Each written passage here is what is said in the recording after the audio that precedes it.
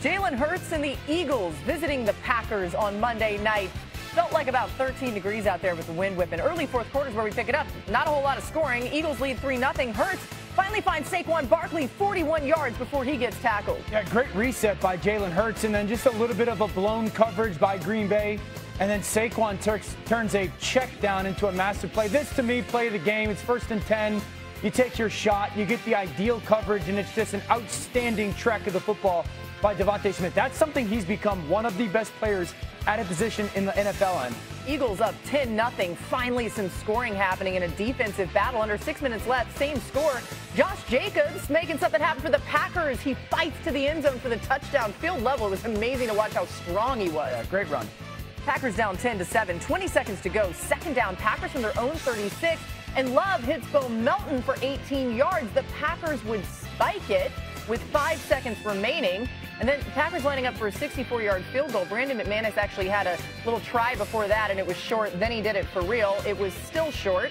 Here's Jalen Hurts, though, after a win in Lambeau that may not have been a pretty one. I think, in hindsight, it was slow early on. Kind of finding our footing in the game, and we found it when we needed to, right? I think, some opportunities where I definitely like to have some opportunities back, regardless of whatever's going on. You got to keep shooting. You got to keep going. You got to keep attacking, and you have to trust within the unit that this is what we're going to do and going to have confidence in that. Swagoo, I was thinking about you during this game because I thought as a defensive guy, you probably love one like this, right? I mean, as much as people want to see things happen offensively and see some action happen, but the Philly Eagles still get a win. What can you say about what stands out to you about the way they did it last night? Championship pedigree. I mean, Jalen alluded to it, finding times to make plays in a game that you saw how it was going early, Boogie, and you mentioned the defenses, but obviously the kick out to Saquon for a big play, the push down the field to DeVonta, and he goes up and wins. This has become about players sometimes for the Philadelphia Eagles, and this is without A.J. Brown having a significant impact, but his pocket movement to me was one of the themes of the night, just extending plays, keeping them going. We saw Micah Parsons on the prowl, and Jalen was able to elude. That is one of the advantages of having a guy like him in these games. And also, while on the move, making good decisions. Outside of the fumble that got punched out, this was about turnovers in this game. This was about who was going to get a critical turnover in this game or who was going to make the play when it was needed. And Philly once again showed championship pedigree. I didn't like the end of the game with Green Bay having an opportunity to kick a field goal, but ultimately the team that has championship pedigree found the 2 or 3 hidden plays that they needed to make in order to come out on top. You thought that was the right call? For Philly to go for it? Absolutely. Yeah. Okay. We'll get to that later. Yeah. Go ahead. Go for it, for sure. Mentally tough. Is there a more mentally tough and more mentally resilient team in the NFL? And I would say competitive greatness. It wasn't pretty, and I actually think it was more performance, or a better performance than maybe the numbers suggested. But that's kind of what this team is. Remember in the spring or a month ago, that's why Jalen Hurts and Nick Sirianni remind me a little bit of Brady and Belichick, because their run wasn't always pretty. But it was always that competitive greatness. And I go to the DeVonta touchdown pass, and I just think of that was the one shot they got all game. Formation into the boundary, and it's A.J. Brown at the bottom of the screen. So it's quarters defense, right? Every defender has a quarter of the field that's their zone. Naturally, the eyes are going to be paying attention to A.J. Brown at the bottom of the screen. So you get the ball fake, the tight end in the back, scissors. That downfield safety, that's where Jalen pumps. They're trying to get that safety to sit. I've now created the space for you, DeVonta Smith. You have to go win. And you can go all the way across the field, which he does, and then makes a play. That was the only shot they had, though. And I go back to some of the quarterbacks that we've got to sit with on Monday Night Football this year. And, Sam Darnold was the guy that was like, with the way defenses are playing nowadays, you only get so many shots every game. And to win, you have to hit them. And I think that's the example last night. They didn't have many opportunities, Philly. One.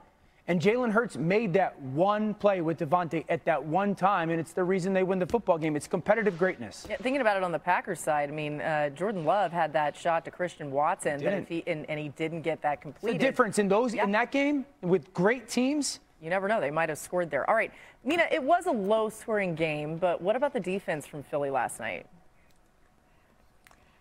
My big takeaway from this game was that the Eagles' defense addressed what I thought was probably their biggest issue, was the lack of four-man rush, right? As much as we've worried about the offense, Yes. watching them at times, that defense has not gotten pressure with four. And Jalen Phillips was a massive part of that. So was Nolan Smith returning. But you watch both of the sacks. I mean, Jalen Phillips is partially responsible for both of them because of the attention that he drew. First, the back, so Nakobe Dean comes through. And first was, the Jalen Hunt sack where Jalen Phillips is chipped, so Jalen Hunt gets a one-on-one. And then Nakobe Dean comes through because the back is worried about Jalen Phillips. I also thought he was extraordinary against the run. I think this is a big part of the reason why they traded for him. Vic Fangio really wants edges who can set an edge, and he was excellent, obviously, on the fourth down, but throughout the game, I thought he was making numerous good tackles. So I come out of this game not panicking about the Eagles' offense, as bad as it looks at times, and feeling a heck of a lot better about this Eagles' defense towards the stretch.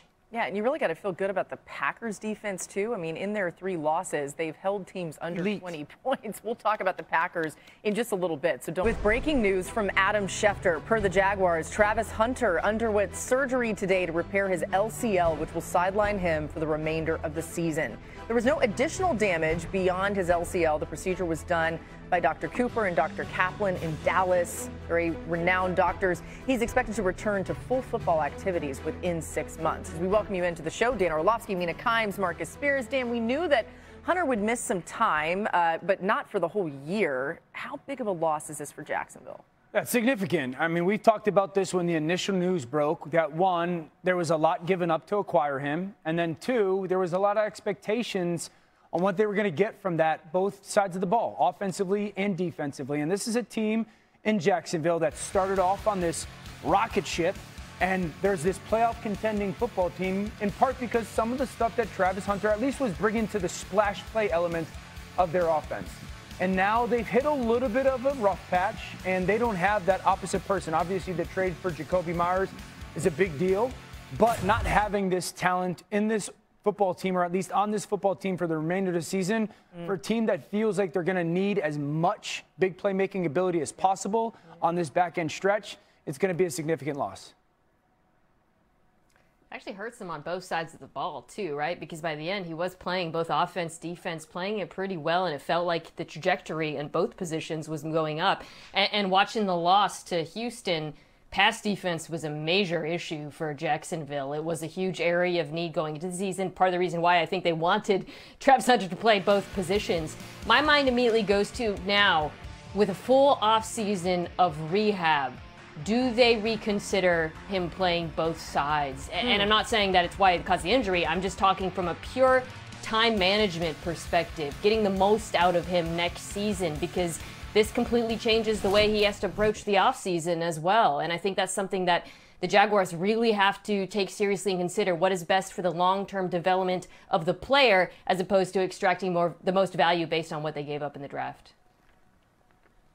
Yeah, I mean, you alluded to it. I just, look, the first thing that came to my mind when I saw this news is that both sides of the ball is going to be very difficult. And I know this injury is something that happened, obviously, in the field of play, but you think about wear and tear. He's a rookie, already losing the season. And also going forward, like, how much are you going to ask?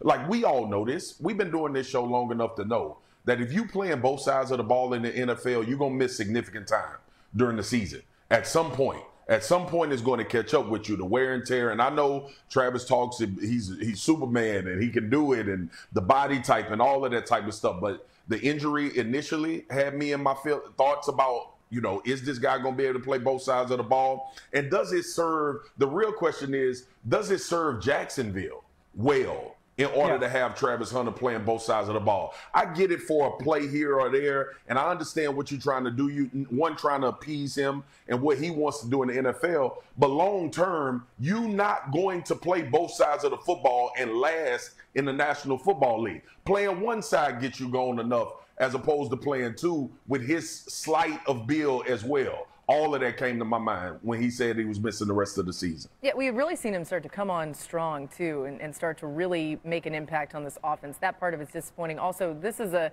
young man who just loves the game, so feeling for him today is